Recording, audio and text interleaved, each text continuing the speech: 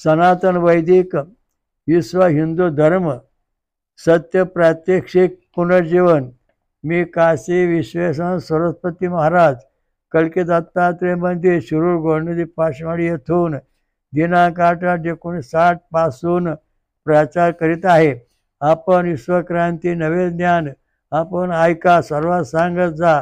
दररोज संध्याकाळी 8 ते 8:15 पर्यंत किंवा जास्त वेळ असते। अवश्य लाभ घेणे।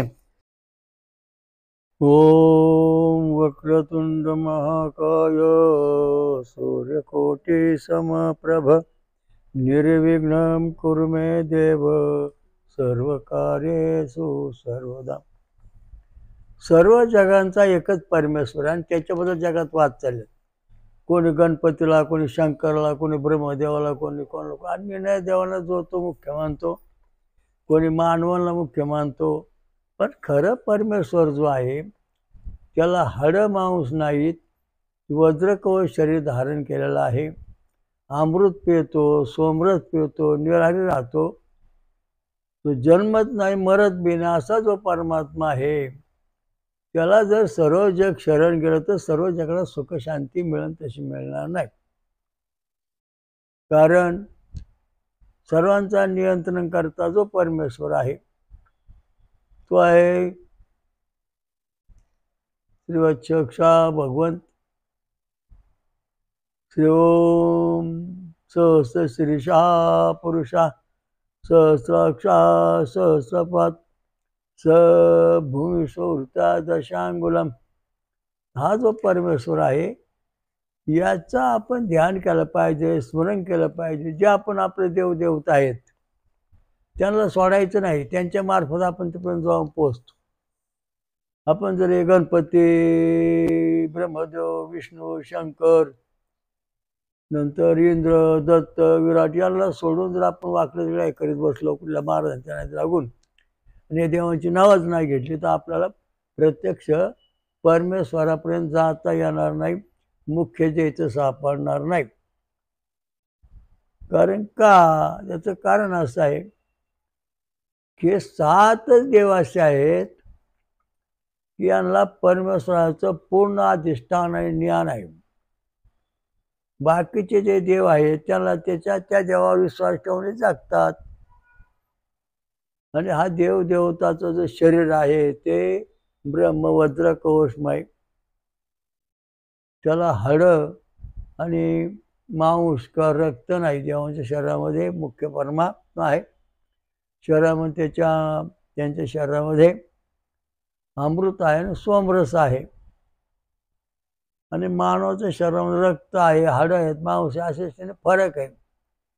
त्यामुळे जो उठतो तो स्वतःला देव म्हणतो, लोकांना फसवतो आणि विनाकारण लुबाडून खातो, हे सगळं चांगलं नाही। खरा परमेश्वर जो आहे त्याच्याकडे चला। वेदामध्ये पुरुष सूक्त सांगितलं आहे त्याच्यामध्ये लिहिलं आहे। आणि त्या परमेश्वराची भेट घेतल्याशिवाय आपल्याला सुख शांती समाधान मिळणार नाही। आता सगळेजण उठले देवदेवता न जंगडकडे देव न देऊ, आम्हाला मीठ द्या, न जगाय मीठ देऊ शकत नाही। त्यांनी सांगितलं आम्ही समुद्र मिळू तर मीठ देऊ, आमच्याकडं बगीचा लावा, फुल लावा, झाडं लावा, गोरू असं पाळा, कोट्याचीच बना, परंतु आम्ही तुम्हाला मीठ देणार नाही। तसे सगळे देवदेवता जे आहेत तुम्ही भक्ती करणारे हे तुम्हाला ऐश्वर्य, रिद्धी, सिद्धी, शक्ती सगळं देतील, परंतु जे मुख्य परब्रह्म आहे ते तुम्हाला देणार नाहीत। कारण हे देव जेव्हा तुम्हाला घेऊन मूळ परमेश्वर जो आहे सहस्र शीर्षा पुरुष याच्या पैकी जाता, जे चरणाजवळ जातात तेव्हा आपल्याला ब्रह्मप्राप्ती होईल, तशी होत नाही। काय काय नद्या समजा वाहतात पण मध्येच थांबतात, त्यांच्याकडं खूप शेतीबाडी, बगीचा, गुरं, ढोरं, वासरं सगळी शांतता आहे, चौकडा आनंद आहे, परंतु नदी समुद्राला मिळतच नाही, म्हणजे ती मीठ देऊ शकत नाही। तसे हे तुटपुंजे जे देव आहेत ज्यांना महाराजांना तुम्ही देव मानले, जे स्वर्गापर्यंत पोहोचू शकत नाहीत, आणि 7 देवांची जी एका पूजा उपासना सोडून इतरच काय नाटक करीत असतील ते महाराज। आता गणेश गणपतीचं भक्त, ब्रह्मदेवाचं भक्त, विष्णू देवाचा भक्त, शिवशंकराचा भक्त, इंद्र इंद्राग्नी सूर्यनारायणाचा भक्त, नंतर दत्ताचे भक्त, विराटचे भक्त, हेच फक्त परमेश्वरापर्यंत जाऊन पोहोचतात आणि यांच्या देवी यांचे भक्त परमेश्वरापर्यंत जातात. बाकीचे कोणी देवापर्यंत जात नाही. नदी जशी फुगली आणि मधी जिरून गेले, समुद्रात पोहोचले नाही, तशी या देवांची आणि या साधू संतांची ऋषीमुनींची अवस्था आहे. या 7 देव जे आहेत, हो मातो देवावंतुनो वितो विष्णू चक्र पृथ्व्या सप्तमी, परमेश्वराने 7 ठिकाणी देव निर्माण केले. गणेश लोक 7 ठिकाणी फिरला. गणेश लोक, ब्रह्मलोक, विष्णुलोक, शिवलोक, इंद्रलोक, नंतर दत्तलोक आणि विराट लोक, हे 7 ठिकाणी भगवंताने जगसृष्टी देवांची निर्माण केली आणि यांना धर्माचं ज्ञान दिलेलं आहे. ओम त्रिपदान विचक्र विश्व गोपाद वातो धर्माने धारेन. ज्या देवाची 3 पावलात जग व्यापलं, ज्या परमेश्वराच्या छातीवर 3 पावलं आहेत व अक्षरांचे चिन्ह, त्यांनी हा धर्मला रूपरेषा लावून दिलेली आहे आणि त्याला वळण लावून दिलेलं आहे. तेव्हा या 7 देवांची जो पैकी एक भक्ती करे, 7 देवापैकी एकाची, तो फक्त परमेश्वराला जाऊन पोहोचेन. आता तुम्ही म्हणता आम्ही मारुती भक्ती करतो. मारुती हा शंकराचा अवतार आहे, पण शंकर भगवंताचे शरीर आणि मारुतीच्या शरीरामध्ये काय फरक, हा पहिला विचार करावा लागेल. मारुतीचे शरीर हाडमांसाचं आहे का, फळांचं आहे? शंकर भगवंताचे शरीर अमृतमय असून ब्रह्मवज्र कवचमय आहे. तर या दोन्ही शरीरामध्ये थोडा फरक आहे. म्हणून मारुती जर तुम्ही भक्ती करीत असला तर शंकराला साक्ष ठेवून ती करावं लागेल, तेव्हा तुम्ही मूळ ठिकाणी पोहोचणार. नुसते मारुती भक्ती करून पोहोचू शकत नाही. अशा दृष्टीने सगळ्या देवदेवतांची रूपरेषा आहे. गणेश भक्त, मग गणपतीची पूजा, मग त्याच दृष्टीने पुढे जाऊ. ब्रह्मदेवाचे भक्त, विष्णूचे भक्त, शंकराचे भक्त, दत्ताचे भक्त, इंद्राचे भक्त, दत्ताचे भक्त, विष्णूचे भक्त, असे 7 गट आहेत. या 7 गट आणि 7 संप्रदायामधून जेव्हा आपण भक्ती करू तेव्हा आपण रस्ता चुकणार नाही. मुख्य परमेश्वराला भेटून आपला ब्रह्मप्राप्ती होईल आणि मोक्षात जाऊ. हे बगल बच्चे कुठले, महाराज उठले, मांडली समाधी, अंगात आलं लागलं नाच. अरे पण तुम्ही खऱ्या देवाला भेटलाय का? सत्यदेव जे 7च जण, यांचे परिवार, कुटुंब, शंकर भगवान, कार्तिक स्वामी, गणपती, पार्वती, त्याचा गट आला. वीरभद्र, काळभैरव, त्याचे गट आले.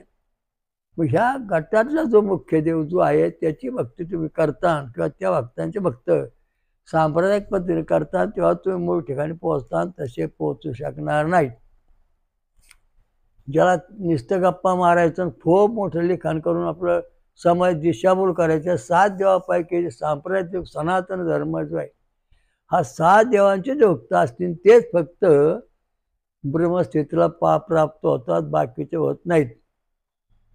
मग आता ह्या देवाचं नाव आहे ओम सहस्र श्रीशा पुरुषा सहस्राक्षा सहस्रपात सहमूर्त दशांगुलम. आपलं जे कल्की दत्त महाराजांचं मंदिर आहे त्याला जशा चौखोळून देवांच्या मूर्ती बसवल्या आहेत. वर्ष कळसापासून तर फार त्याच्या गाभाऱ्यापर्यंत खाली आलेले आहेत. तशा प्रकारचा हा जो मुख्य परमात्मा आहे त्याला सीताफळासारखे चौकोन डोके आहेत आणि असा तो चौबाजूने खालीवर दिशाला सुद्धा डोके आहेत खालीवर. अशा दृष्टीने तो परमात्मा आहे. त्याचे सर्वांगी डोळे आहेत. त्या भगवंताची आपण सेवा करायची, कारण तो नष्ट होत नाही, जन्माला येत नाही. तर त्याची सेवा केल्यानंतर आपण ईश्वर प्राप्तीकडे जाऊ, पूर्ण शक्ती मिळेल.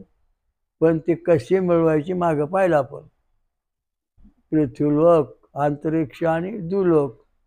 पृथ्वीलोक, अंतरिक्ष लोक, अनंत कोटी ब्रह्मांड, आणि द्युलोक म्हणजे स्वर्ग, अनंत स्वर्ग. ह्या स्वर्गाच्या पलीकडे जेव्हा आपल्याला जायचं आहे तेव्हा आपल्याला सोमरस प्यायला पाहिजे, आपलं शरीर शुद्ध ठेवलं पाहिजे, तेव्हा आपण त्याच्यापर्यंत पोचतो. तसं पोचू शकत नाही. तेव्हा आता याच्यात काय म्हणलं ते बघू. ओम शुचि पावकाम उच्यते सोमहाम सूतस्य मध्वा देवावि अगशंसहाम.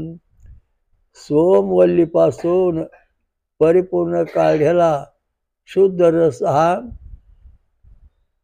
हा मधुर पवित्र परिपूर्ण शुद्धिकारक आहे असे जाणले जाते. ते सोमवल्ली प्रत्येकाला सोमवल्ली म्हटलं जातं.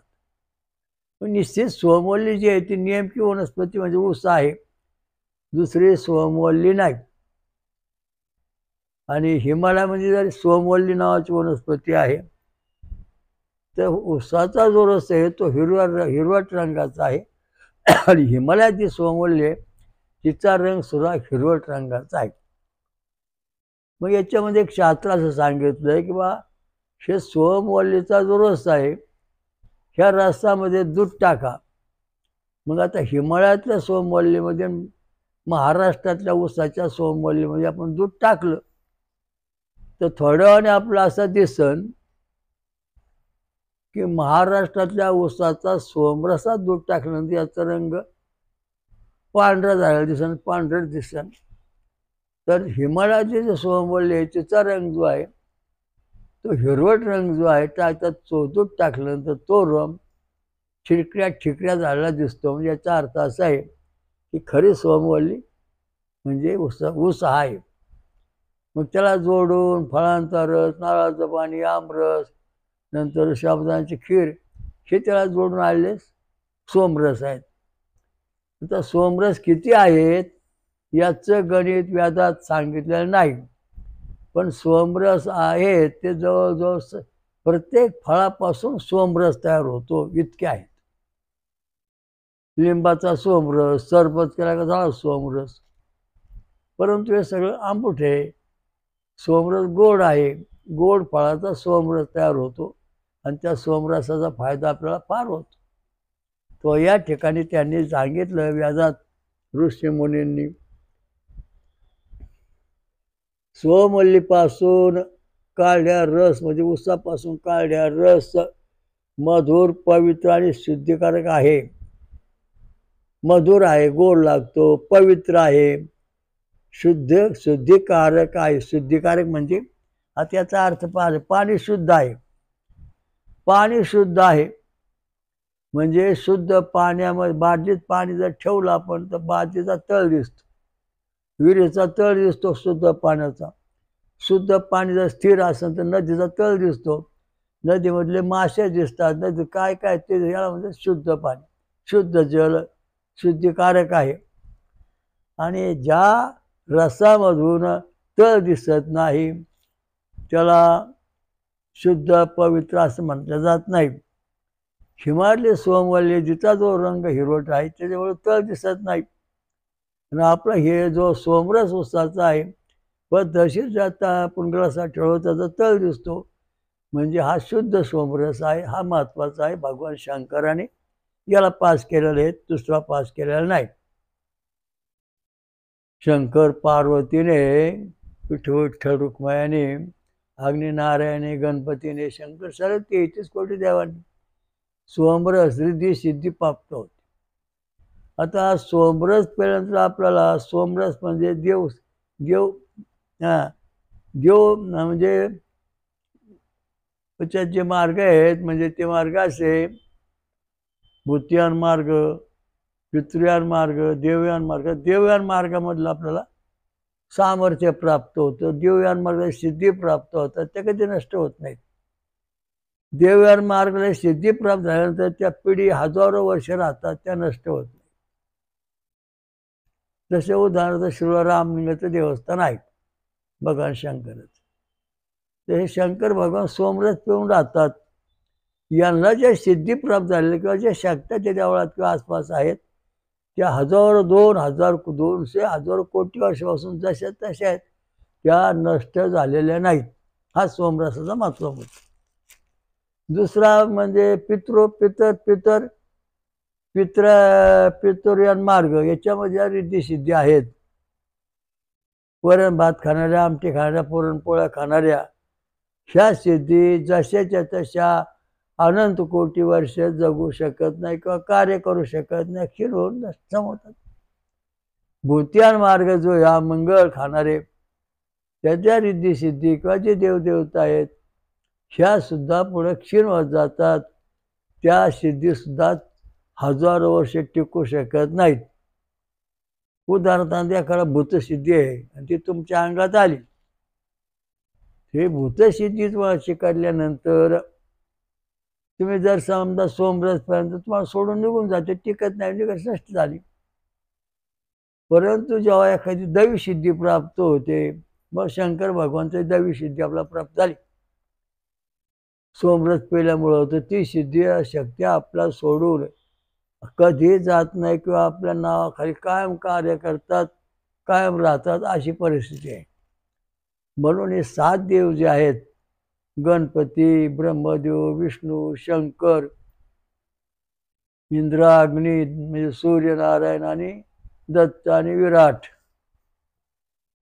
हे जे 7 देव आहेत, या 7 देवापैकी एका जेव्हा आपण भक्ती करू तेव्हा यांच्यापासून ज्या आपल्या सिद्धी मिळतील त्या कधीच नष्ट होणार नाहीत.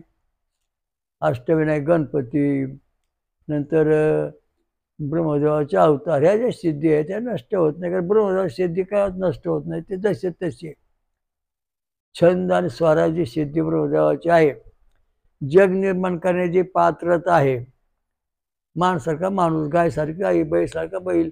अनंत कोटी वर्षापासून ही सिद्धी जी आहे ही जशीची तशी आहे, त्याच्यामध्ये काही फरक झाला नाही, पुढं पण होणार नाही. तसेच तुमच्या पित्तर सिद्ध्या घेतल्या ते काय दिवस कार्यकाळ पुढे बंद होतात, त्या जशा तशा हजारो पिढी टिकत नाहीत. भूतियान मार्गाच्या पिढ्या टिकत नाहीत, सिद्धी रिद्धी टिकत नाहीत. मग फक्त टिकतं कोण? देवयान मार्गातल्या ज्या रिद्धी सिद्धी आहेत त्या 7 देवांच्या बरं का, लक्षात ठेवा. ह्याच तुम्हाला हजारो पिढ्या सुख शांती राहिली.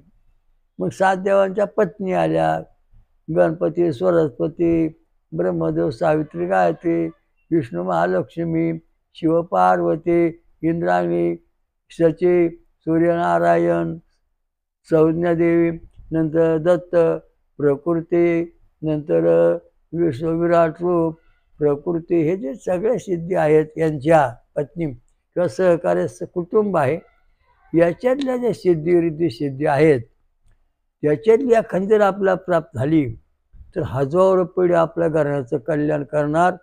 ते कधीच आपल्याला सुख शांती देणार, दुःख देणार नाही. भूतियान मार्गात सिद्धी प्राप्त झाली तर तुम्ही ऐतवरच ते, तुम्ही मिळाल्यानंतर ती विद्या संपली. पितृयान सिद्धी, तुम्ही पितर आहे, तुमच्या अंगात येते जाते, प्रसन्न होते, धंदा पाणी मिळतं, काम धंदा, तो माणूस मिळाला म्हणजे ती सिद्धी संपली.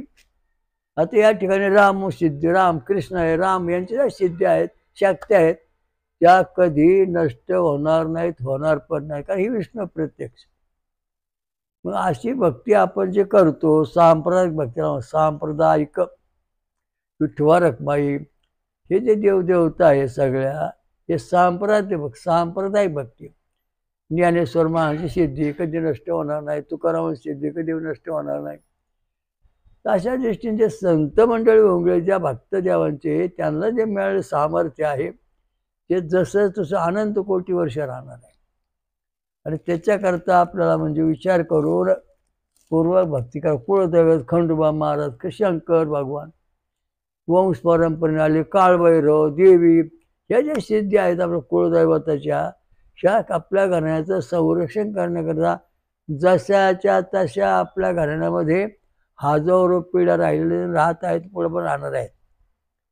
ह्या नष्ट होणार नाही. पितर सिद्धी नष्ट होते, टिकत नाही.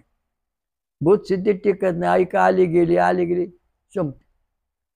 दिव्यान मार्ग, ब्रह्मान मार्गाची सिद्धी जी आहे, फळांचा रस पिणे आणि उपास हवा पिऊन राहणे, अशी सिद्धी, अशी शक्ती कारण ब्रह्मसिद्धी प्राप्त होते. आणि ब्रह्मसिद्धी प्राप्त झाल्यानंतर मग आनंदी आनंद, ब्रह्मानंद, ईश्वर प्राप्ती, मग खरा देव भेटतो, त्याचं दर्शन होत आहे. आणि याच्याकरता तुमच्या गावात कोणते देव आहे, तुमच्या घरात कोणते देव आहे, तुम्ही कोण देवाची पूजा करता, कसे करता, काय नैवेद्य दाखवता, तुमचा देव काय खातो, याच्यावर तुमच्या देवदेवळातले, गावातले देव, घरात देव, सर्व ठिकाणी देवांचा आता आपण विचार करणार आहे. जर समजा भूतियान मार्गाचे तुमच्या घरात देव असते, हा मंगळ तुम्ही नैवेद्य दाखवत असतात, तर तुमच्या घरात, तुमच्या गावात हे भूतियान मार्गाचे देव आहेत, हे तुम्हाला सुख, शांती, समाधान कधीच मिळवून देणार नाहीत. तुम्ही घरामध्ये समजा वरण भात, आमटे, गुलाबजांबू, पेढे, बर्फी, निवेद हे पितृयान मार्गाचं आहे, हे सतत तुम्हाला खायला मागत राहणार, सुख शांती देणार नाही. देवान मार्ग आहे, त्याला फळांचा रस, अमृत रस, फळाचा रस, अशी जेव्हा तुम्ही त्यांना हे देता, म्हणजे नैवेद्य दाखवता किंवा तुम्ही घेता, तेव्हा ह्या ज्या शक्ती आहेत ह्या जशा तशा कायम राहणार, त्या कधी त्रास देणार नाही, कायम सुख शांती पुढे नेत राहतात. ह्या त्याच्या 3 मार्ग आहेत, भूलोक, अंतरिक्ष लोक आणि दुलोक. याच्या पलीकडे जाण्याकरता आपल्याला अमृत आणि सोमरस या 2 गोष्टी आवश्यक आहेत. अमृत प्राप्त झाली पाहिजे आणि ती होत नाही, म्हणून सोमरस प्यायचं. सोमरसमधून मग अमृत निर्मिती आपल्या शरीरात होते, त्याच्यामुळं आपण तिथपर्यंत जाऊन पोहोचू शकतो. आता पुढं काय सांगितलं पाहू. तो सोमरस देवांचा संरक्षक व पापी जनांचा विनाशक आहे. आता हे फार महत्त्वाचा मुद्दा मानला त्यांनी, की हा सोमरस जो आहे देवांना उत्साहवर्धक आहे, देवांना आनंद देणारा आहे, त्यामुळे देव आपला प्रसन्न होणारे आहेत. त्या रीतीशी संरक्षक आहे, देवांचा संरक्षक आहे आणि पापी जनांचा नाशक आहे, विनाश करणार आहे. आता याचं कारण असं आहे की सोमरस कोणी प्यायचा, इथं मोठा आता प्रश्न उपस्थित झाला. पण पापी लोकांनी सोमरस प्यायला तर का होईल आणि पुण्यवान लोकांनी सोमरस प्यायला तर का होईल? त्याचं शास्त्र असे, सोमरस सगळे प्यायला तर काम, क्रोध, लोभ, मोह, मद, मत्सर हे पाप आहे, हे आपल्या शरीरातून निघून जाईल, त्यांचा नाश होईल. म्हणजे मनुष्य थोडा नाश होतोय. ज्या माणसाच्या शरीरामध्ये काम, क्रोध, लोभ, मोह, मद, मत्सर आहे, त्याचा नाश होणार आहे, ते निघून जाणार आहे आणि परमेश्वर फक्त राहणार आहे, अशी वस्तुस्थिती आहे.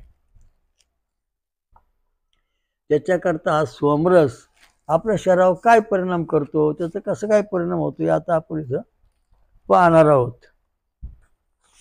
आता आपल्या शरीरामध्ये सोमरसापासून PPM मिळते. PPM मिळाल्यानंतर आपल्या शरीरात जे आता PPM जर आपल्या शरीरात मिळालं नाही तर हाडे वाकडे तिकडे होतात, नंतर माकड हाड वाकडे होऊन वाकडे होते, झाल्यावर जगदंबा कुंडलीचे सर्व कार्य थांबते, त्यामुळे शरीराचे संतुलन बिघडते. कुंडलिनी ही अल्पकिरणे आहेत, ही शरीरात सतत प्रकट असल्यास जीव पेशी, तांबड्या पेशी, प्लेटनेस पेशी, पांढऱ्या पेशी, चपट्या पेशी कार्य 100% करतात. मेंदू EEG, हृदय ECG 100% कार्य करतात. जीवपेशी 99% जास्त कुंडलिनी असावी लागते, तेव्हा आपल्या शरीरामध्ये 100% कुंडलिनी जागृत असते आणि ती कार्य करते. जर 60% जास्त आपल्या शरीरात असलं तर 60% कुंडलिनी जागी होते. पवमान, सोमा, अल्फा किरण 60% असतो. शरीरात त्रास देणारे गॅमन, बेटा किरण ते 40% असतं, असं जाणायचं.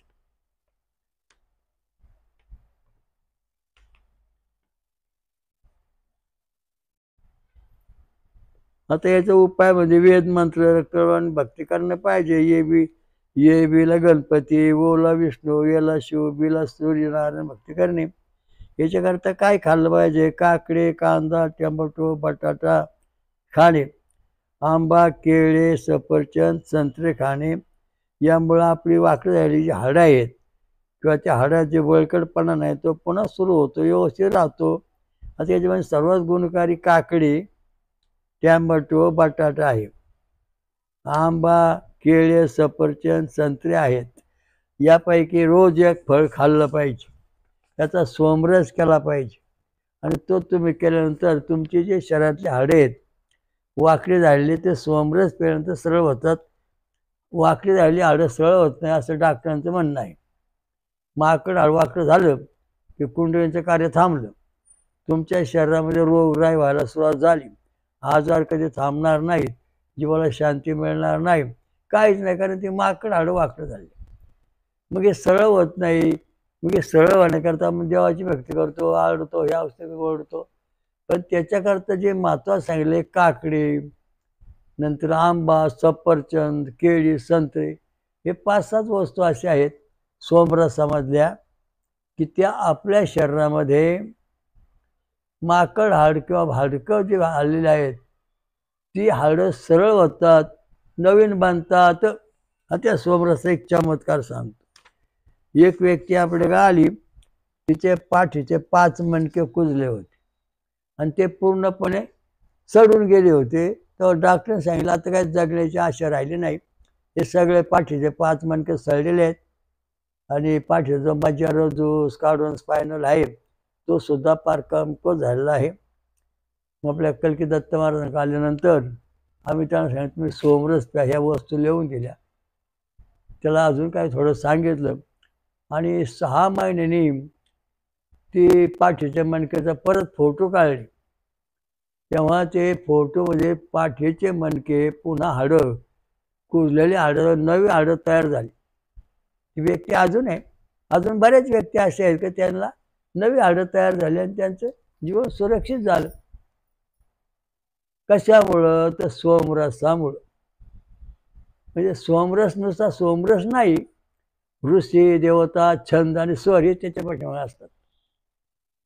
देवळ ऋषी, पवन सुमंत देवता, गायत्री छंद, गायत्री छंद, षडजा स्वर, हे ध्वनी ह्या सोमरसातून शरीरात प्रगट होतात. औषधामधून दोन्ही प्रकट होत नाही म्हणून ते औषध लागू पडत नाही. औषध आणि सोमरसात काय फरक आहे?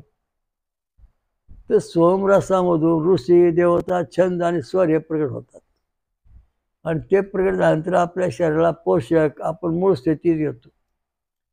औषधाची गोळी घेतली तर फक्त तुम्हाला जो आजार आहे तेवढाच गुण येतो, तात्पुरता तो नष्ट होतो, टिकत नाही. औषधाचा गुणधर्म तुम्हाला 6 महिने 4 महिने टिकन, पण सोमरसाचा गुणधर्म इतका आहे की तुम्हाला मूळ परमेश्वर जो आहे तिथपर्यंत जाईपर्यंत तो तुमच्या शरीरात कायम टिकून राहतो आणि तो नष्ट होत नाही. कारण देवाला तेवढा आनंद होतो, उत्साह होतो. देवांचं संरक्षण करणं सोमरस आहे.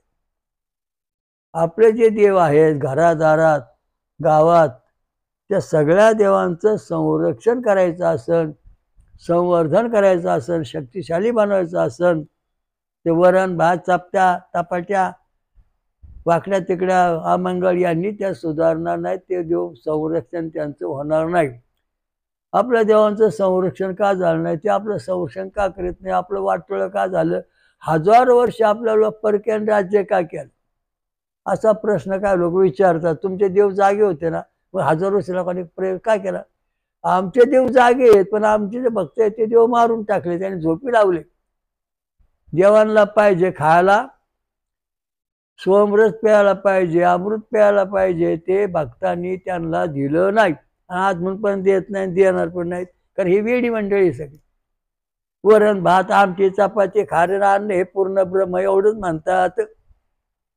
अन्न हे सबल ब्रह्म आहे आणि सोमरस हे परब्रह्म आहे, असा फरक याच्यामध्ये लक्षात ठेवा. तर हा जो प्रकार आहे हा प्रकार तुम्ही ओळखला पाहिजे. आपलं परक्यांनी राज्य का केलं? कारण आपले देव जे होते ते तुम्ही भूतियान मार्गात नेऊन बसवले. कोंबड्या बकरे कापले, त्यांना खाली आणलं, वरण चपात्या पुरणपोळ्याचं जेवण दिलं, त्यांना तुम्ही पित्र पंक्तीला बसवलं, त्यांनी ते खाल्लंच नाही. जे जे होते ते पृथ्वी सोडून स्वर्गात निघून गेले. त्यामुळं सामर्थ्यशाली शक्ती जी मानवाला मिळायला पाहिजे ती मिळाली नाही. त्यामुळं परक्यांनी आपल्यावर राज्य केलं ना आता पाळी तीच आहे. परक्यांचा हल्ला आपल्यावर का होतो? आपल्या का टिकत नाही? आसपासचे वातावरण लोक का त्रास देतात? तर आपल्या अंगात प्रतिकार शक्ती जी पाहिजे ती तुम्ही घालवलेली आहे. शेजारी वरण भात खातो आणि तुमच्यावर भांडतो, तुम्ही पण वरण भात खाऊन त्याच्यावर भांडता. दोन्ही शक्त्या पितर शक्त्या, त्या भांडणं कधीच मिटणार नाही. पण शेजारी फळांचा रस पितो आणि तुम्ही वरण भात खाऊन त्यावर भांडताय, तर फळांचा रस पिणारा जो आहे त्याची प्रतिकार शक्ती झालेली आहे. तो वरण भात खाणारा किंवा अमंगळवार त्याच्या टिकू शकत नाही, त्याला जय मिळू शकत नाही. आणि जो फळांचा रस दूध जेवणाला देतो, स्वतः खातो, त्याचा जय होतो झालेला आहे. अशी अनेक उदाहरणं आहेत, नाव सांगत नाही, पण वस्तुस्थिती अशी आहे. तर सांगायचा मुद्दा असा आहे की हे आपले जे हाडं आहेत, ही जर वाकडी तिकडी झाली तर आपल्याला आपली काय गोष्ट खरी नाही. पीपीएम कमी झाल्यामुळे शरीरात भानामती करणे, जादूटोणा, नंतर काळी विद्या प्रगट होते, त्यामुळे आपल्याला त्रास होतो. पीपीएम भरपूर असल्यास काळी विद्या, जादूटोणा हे जे आहे त्यांचा नाश होतो, ते त्रास देत नाहीत. पीपीएममुळे मेंदू, कवटी, हाडं, आता याच्यामध्ये काय लोकांना बुद्धी नाही, याचं कारण असं. पीपीएम कमी झालं की हाडं वाकडी होतात, पाठीचा मनका वाकडा होतो, काय हाडामध्ये बदल होतो, काय हाडं जी तुमची आता आहे ती बदल होतो, म्हणजे हाडं सुद्धा बदलतात, इतकं वाईट परिस्थिती आहे. मग आपल्या शरीराचा पिंजरा, चालणं, बोलणं हे सगळं बिघडून जातं. ते सरळ होण्याकरता तुम्हाला सफरचंद, केळी, आंबा, नंतर संत्री, काकडी, टमाटो, बटाटा असे पदार्थांचं कायम सेवन केलं पाहिजे. तेव्हा तुमच्या शरीरामध्ये पीपीएम तयार होईल. आणि पीपीएम तयार झाल्यानंतर तुम्हाला सुखशांती मिळेल. 1,00,000 अंशामध्ये फक्त 1 पीपीएम मिळतं, इतकं सूक्ष्म आहे ते काय बरोबर असं खाल्ल्यानंतर मिळत नाही. 1,00,000 जेव्हा त्या घटना तयार होतील तेव्हा 1 पीपीएम आपल्याला मिळतं, आणि त्यामुळे आपण जीवन सुरक्षित ठेवतो. हाडे वाकडे होणे, बळकट होत नाहीत, कायम त्रास होतो, आणि त्यामुळं आपलं हाडं कुजतात. आता काय करू, कांची माझ्या आपल्या गाले काय महाराज डॉक्टर म्हणले आमची हाडं कुजल्यात. मी डॉक्टर म्हणलं हाडं कुजल्यात तरी करून दाखवा, त्याला औषध नाही, कारण निसर्गाचा नियम आहे, 40 वर्ष हाडं कुजतात. हो, निसर्ग काय सगळं शास्त्रामध्ये सांगितलेलं आहे, त्याचा आपण अभ्यास करीत नाही. सोमरस प्या, हाडं दुरुस्त होतात. सोमरस प्या सतत मात्र, पण तो कोणता सोमरस? सफरचंद, आंबा, केळी, संत्रे, काकडी, टमाटर, बटाटा, हा तो सोमरस आहे. याचा तुम्ही सहवास केल्यास तुमची हाडं 6 महिन्यामध्ये बरोबर काम करायला लागतात, आणि ती वाकडी तिकडी झालेली हाडं सरळ होतात. आलेला अनुभव असा आहे. इथं गप्पा मारल्या जात नाही. आध्यात्मिक हॉस्पिटल नावाचं संस्था आहे आपली. आतापर्यंत लाखो लोकांना याचा अनुभव आलेला आहे, येत आहे, पुढं पण येणार आहे. आणि जो अनुभव तो आपण प्रसिद्ध करतो. आपलं मेंदूचं कार्य का होत नाही? आपली कवटी जी असते ती कवटी पीपीएम कमी झाल्यामुळं ती संकुचित बनते, वाकडी तिकडी होते. मग मेंदूचा आकार वाकडा तिकडा होतो. मेंदूतल्या लहरी ज्या आहेत वाकड्या तिकडे येऊ लागतात. अरे आज मग काल चांगला होता हो, आणि आज असं काय बघतो वाकडं तिकडे? त्याचं कारण आहे त्याचे मेंदूची हाडं वाकडी झाली, कवटी. मग वाकडी झालेली जी कवटी आहे ती मेंदूचं संतुलन बिघडून टाकते, हृदयाचं संतुलन बिघडून टाकते. मग आपल्या शरीरामध्ये खरोखर पीपीएम आहे का तपासायचा कसा? तर पीपीएम जो आहे हिरवट पिवळा रंगाचा अस्तित्व आहे. म्हणजे आपल्याला हिरवट म्हणजे 7 रंगाचं 6 बटणं आपली पॉझिटिव्ह आली पाहिजेत. हृदयातली 6 बटणं जेव्हा पीपीएम पॉझिटिव्ह होतील, 6 MM ते 10 MM, तेव्हा आपल्या शरीरामध्ये पीपीएम व्यवस्थित कार्य करीत आहे. शरीरातली सगळी इंद्रिय व्यवस्थित आहेत, मेंदू व्यवस्थित आहे, हृदय व्यवस्थित आहे, डोळे कान नाक हातपाय व्यवस्थित आहेत आणि आपला तर काही भीती नाही, आपण सुरक्षित आहोत आणि मग आपला भौतिक सुख शांती व्यवहार पाण्यात यश मिळतंय. नंतर पुढचा मार्ग दैवी शक्तीमध्ये यश मिळते, देवदेवांचा साक्षात्कार होतोय. त्याच्या पुढचा मार्ग ब्रह्मज्ञान प्राप्ती होते, जीवनमुक्ती मिळते आणि जो मुख्य परमात्मा जो आहे सहस शीर्षा पुरुष हा परमेश्वर तो आपला साक्षात भेटतो. तो भेटल्याशिवाय आपल्या मनाला शरीराला सुख समाधान शांती मिळत नाही.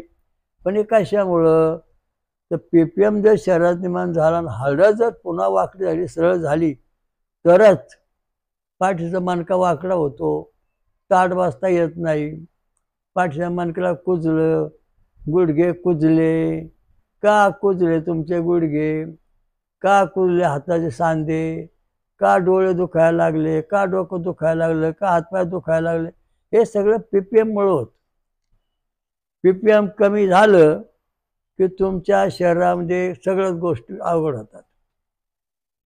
फॅक्टरीत काम करणारी इतर तिकडे काम करणारी माणसं त्यांची हाडं आहेत ना ती वाकडी तिकडे होतात आणि हाडं वाकडी झाल्यानंतर तुमचं डोकं कायम दुखणार.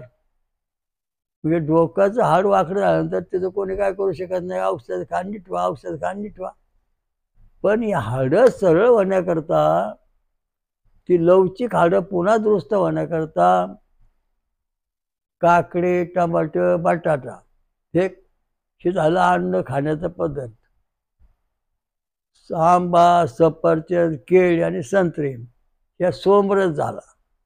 हा सोमरस सतत पेल्यानंतर तुमच्या शरीरातली झालेली हाडं कुजलेली हाडं ही सगळी जशी तशी पुन्हा 6 महिन्यात किंवा वर्षामध्ये तयार होतात. पण दररोज कमीत कमी अर्धा कप किंवा 1 कप भरते तुम्ही सफरचंदचा रस प्यायला पाहिजेत, केळीचं खाल्ली पाहिजे. मग काहीतरी एक फळे 4 फळापैकी म्हणजे आंबा सफरचंद केळी आणि संत्रा काकडी टमाटा आणि बटाटा. आता याच्यामध्ये सगळ्यात लवकर आपला फायदा करून देणार कोण आहे? झटपट आज खाल्लं का उद्या 2 दिवस सुद्धा आपल्याला थोडा आराम मिळणार काकडी. आता तुमच्या हातपाय सणकायला लागले, तुम्ही समजा काकडी खाल्ली 2-3 सारखी सतत, एक 4-5 दिवसामध्ये तुम्हाला आराम मिळत चालतो. सगळ्यात जास्त कार्य करते काकडी. काकडीमध्ये पीपीएम चांगलं उत्तम आणि कार्य करणारं आहे. त्याचा मला आपल्या आणि येणाऱ्या भाविकांना अनुभव आलेला आहे. तेव्हा ही काकडी, कारण भगवान शंकराने खिरेश्वर नावाचा एक अवतार घेतला होता. महादेवाच्या पिंडीत बसून तिथल्या भक्तांना सांगितलं तुम्ही खिरे खा म्हणजे काकड्या खा. आणि मग शंकर भगवान तिथं काकड्या खायचे. तसं आपलं इथं भगवंतांनी सांगितलं मला उसाचा रस द्या, आपण त्यांना उसा रस देतो. म्हणजे उसा रस म्हणजे हा सोमरस आहे, जो तुम्हाला तुमच्या हाडं बळकट करण्याकरता त्यानंतर लो जातोय उसामध्ये. लोह अधिक तांब मिळालं की त्याचं रक्तात हाडात व्यवस्थित रूपांतर होतं आणि तिथूनच तुम्हाला जस्त मिळालं तर तुम्हाला शरीरामध्ये पवमान सोमा ही अल्फा किरणासारखी असणारी किरण शरीरात तयार होतात आणि शरीर मजबूत बनतं. तुम्ही जरी समजा 70-80 वर्ष झाले तरी तरुण दिसणार, सुखरूप असणार, मनाला चिंता नसणार, मनावर दडपण जाणार. अशा दृष्टीने तुम्हाला हा सोमरस उत्साहवर्धक आहे, विजय देणार आहे, जय मिळवून देणार आहे आणि दुष्टांचा संहार करणार आहे. लक्षात ठेवा. आता समजा तुमच्या भानावती करणे जादूटवाना किंवा काळी विद्या येत असतात, अदृश्य विद्या, आणि तुम्ही दररोज एक सफरचंद काकडी खात असाल तर तुम्हाला हे कधीच चिकटणार नाही आणि येणार पण नाही. त्यामुळे सुख शांती मिळणार आहे. म्हणून आपण आता ह्या सोमरसाबद्दल एक विशेष प्रवचनात दिलेलं आहे, त्याचा तुम्ही विचार करा आणि अभ्यास करा, अनुभव कळवा. ओम श्री रामलिंग महाराज के जय. हाय ग्रेव गोंडी गंगा मैया की जय. सर्व विश्वाचा नियंत्रण करता श्रीवत्सक्षा भगवंत सहस्र शीर्षा ओम सहस्र शीर्षा पुरुषा सहस्राक्षा सहस्र उरतात शांगुलम स्वयं विश्वराजा श्रावण कल्किदत्त महाराज के जय. जगात आणि महाराष्ट्रात पाचवं महाशक्तीपीठ निर्माण करणारी महापन सागरेश्वरी दुर्गा माता की जय. काळ भैरव की जय. शनीश्वर महाराज की जय. खंडेश्वर की जय. हनुमान की जय. सर्व देवदेवतां की जय. साधू संतान की जय. सर्व जगाचे कल्याण स्वारी. ओम दत्त. ओम शांती.